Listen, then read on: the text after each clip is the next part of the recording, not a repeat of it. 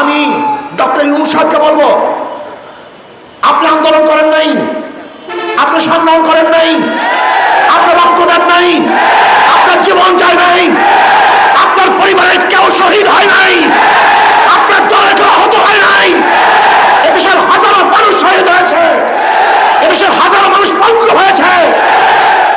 আপনি বারবার ওয়াদা করেছেন যারা আহত হয়েছে, নিহত হয়েছে, সেই পরিকাঠামোকে দেখবেন, তাদের চিকিৎসা প্রদান করবেন, কিন্তু আপনি ক্ষমতায় বসার পরে আজও তাদের চিকিৎসার ব্যবস্থা করেন নাই, শহীদ পরিবারের ন্যায্য অধিকার প্রতিষ্ঠিত করেন নাই।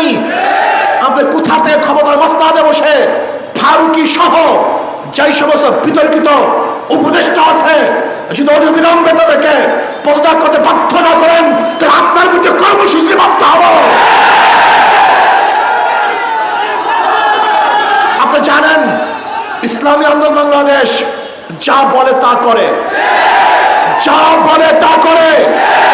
ইনশাআল্লাহ বলেছিলাম যতদিন পর্যন্ত শেখ হাসিনার পতন না দেখবো, আল্লাহ যেন আমাকে মৃত্যু না ঘটান, সেই চোখে পতন দেখিয়েছেন। আমি উপদেষ্টাদের বলবো, গাড়ি আর বাইকে নিজেকে ভুলে যাবেন না, এদেশের রক্তের সাথে গাদ্দারি করবেন না, ভারতের সাথে হাত মিলাবেন না, আজকে জনগণের বাহিরে অন্য কোনো চিন্তা করবেন না। আমি উপদেষ্টার সাথে যখন দেখা করতে গেছিলাম, আমি বলেছিলাম কোনো অবস্থাতেই যেন বিদেশে কোনো সংস্কৃতি আমাদের চাপিয়ে না দেওয়া হয়। যদি বিদেশে কোনো সংস্কৃতি আমাদের চাপিয়ে দেওয়া হয়, তাহলে আর একটা আন্দোলন হবে, আর একটা সংগ্রাম হবে। ওই ভারতের কোনো দালাল, ভারতের কোনো পাঁচটা গোলামদেরকে এদেশের মানুষ প্রতিষ্ঠা দেখতে চায় না। এটা হবে না। করবেন কিনা জানি না, যদি না করেন তাহলে বিসমিল্লাহ বলে আপনার বিরুদ্ধে আন্দোলন শুরু হবে। যা হবে রাজপথে হবে, মোকাবেলা হবে রাজপথে হবে।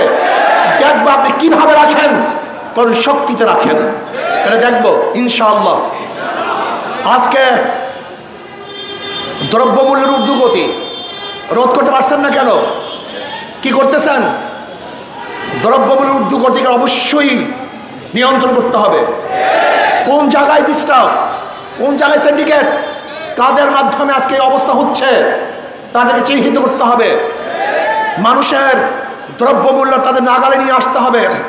আমার গরিব, আমার শ্রমিক, আমার মজদুর, আমার জেলে, আমার চাষি, আমার কামার, আমার কুলি, তারা গোটা ভাত খেয়ে আনন্দে ঘুরবে, তারা বস্ত্র পরিধান করে হাঁটবে।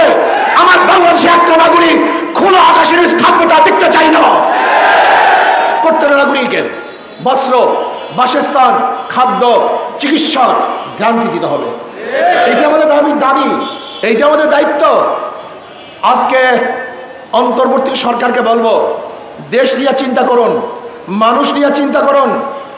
ওই কয়েকজন চাটুকর দালালদের চিন্তা যদি চলেন, তাহলে শেখ হাসিনার যে পরিণত হয়েছে আপনার একই পরিণত হবে।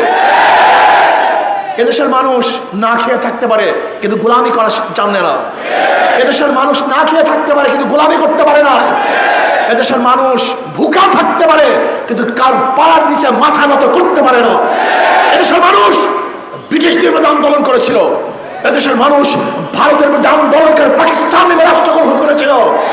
এদেশের মানুষ সেই পরাশক্তি পাকিস্তানের বিরুদ্ধে আন্দোলন করে বাংলাদেশের স্বাধীন করেছিল।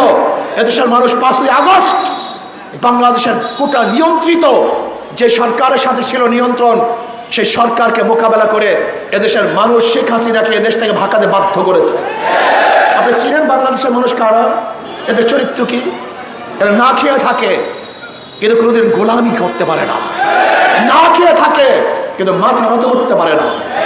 কাজে আসুন, যাদের মাধ্যমে লুটপাট চাঁদাবাজি হচ্ছে, এদেরকে দ্বিতীয়বার আমরা ক্ষমতা দেখতে চাই না। আজকে বিএনপি পুরো ইউটার্ন, ক্ষমতার জন্য পুরা ইউটার্ন। বিএনপির স্বাদ মেটে নাই, ওনাদেরকে আসলে পুরো অত্যাচার অবিচার করা এখনো হয় নাই। আওয়ামী লীগ সরকার যেই পরিমাণ নির্যাতন করছে তাতে ওনারা স্বাদ মিঠে নাই। ওনারা আবারও আওয়ামী লীগকে ক্ষমতা আনার জন্য পথ উন্মোচন করছেন। কারণটা কি? চোরে চোরে হালি, এক চোরে বিয়া করে আর এক চোরে হালি। এই 53 বছরে এরা সিন্ডিকেট করে বাংলাদেশে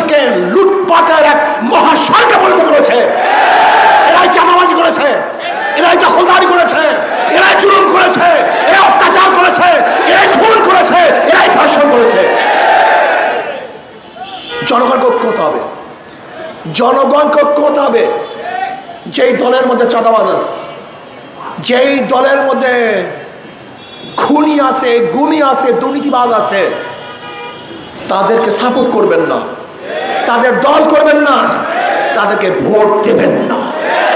যদি জনগণ ঐক্য হন তাহলে কোনো দুর্নীতিবাজ আর ক্ষমতায় বসতে পারবে না।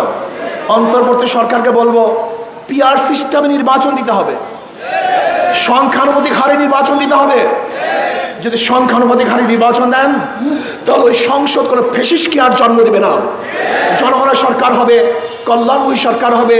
কাজে আসুন, আগামী নির্বাচনে শান্তির প্রতীক হাত পাখা, সবার প্রতীক হাত পাখা, জনগণের প্রতীক হাত পাখা, মুসলমানের প্রতীক হাত পাখা, হিন্দুদের প্রতীক হাত পাখা, শ্রমিকদের প্রতীক হাত পাখা, পুরুষ মহিলা সবাই প্রতীক হাত পাখা। এই হাত পাখাকে বিজয় করেন তাহলে ইনশাআল্লাহ দেশ বিজয় হবে। হাত পাখাকে বিজয় করেন তাহলে জনগণ বিজয় হবে। আল্লাহ আমাকে এবং আমাদের সবাইকে সম্মিলিতভাবে দুর্নীতির বিরুদ্ধে আন্দোলন করে ইসলাম, দেশ, মানবতার পক্ষে কাজ করার তৌফিক দান করেন। আল্লাহুম্মা আমিন।